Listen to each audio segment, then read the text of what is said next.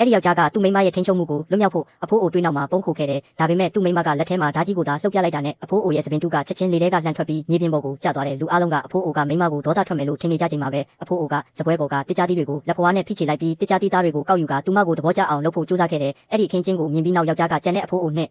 ရောက်အပေါ်ပဲမျောလင်းချက်ထားလိုက်တယ်ဒါပေမဲ့အဖိုးအိုနှစ်ယောက်ကမိန်းမရဲ့အင်အားကိုမြင်ပြီးနောက်ချက်ချင်းစင်ကြေပြပြီးထွက်ပြေးသွားကြတယ်သူတို့အပေါ်ထက်ကိုပြေးတက်သွားတဲ့အချိန်မှာပဲအောက်ထက်ကယောက်ျားရဲ့အော်ဟစ်တန်တွေကြားရလာတယ်အဲ့ဒါကြောင့်သူတို့ကကိုအမြန်ထွက်ပြေးနိုင်ခဲ့တာကိုကံကောင်းတယ်လို့ခံစားလိုက်ကြတယ်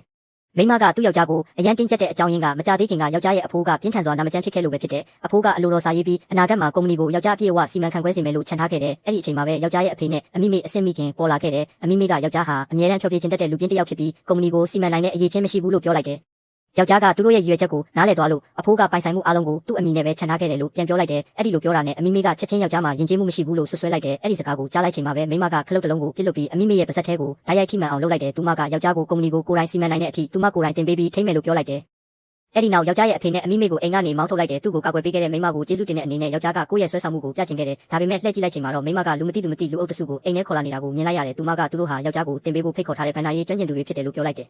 အဲ့ဒီနေ့ကစပြီးယောက်ျားကနေတိုင်းစီးပွားရေးအစီအစဉ်တစ်ခုကိုမိန်းမစီတင်ပြပြီးစစ်ဆေးခံရတယ်ဒါပေမဲ့ယောက်ျားကပျော်ပါခြင်းနဲ့အလေးချင်းကိုမဖယ်ရှားနိုင်သေးလို့သူ့မိတ်ဆွေတွေကိုအစီအစဉ်ရေးခိုင်းပြီးနေတိုင်းတင်နေခဲ့တယ်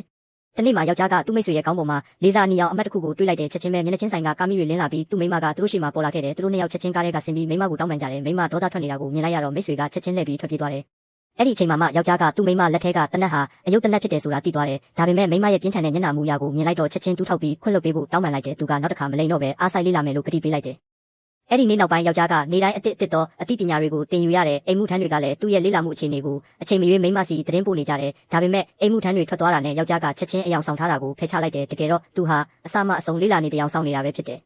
အဲ့ဒီအချိန်မှာပဲအမိမေကသူ့ခင်ပွန်းကယောက်ျားရဲ့တိုးတက်မှုကိုချီးကျူးနေတာကြားလိုက်ရလို့မိန်းမကိုသဘောကျနေတဲ့လူတစ်ယောက်ကိုဖုန်းခေါ်လိုက်တယ်သူမကမိန်းမဟာအတင်းအကျပ်လက်ထပ်ခိုင်းခံထားရတာဖြစ်ပြီးအိမ်တော်ရေးမှာမပျော်ရွှင်ဘူးလို့လိန်ပြောလိုက်တယ်ပြီးတော့သူ့ကိုမိန်းမကိုလိုက်စားဖို့လှုံ့ဆော်လိုက်တယ်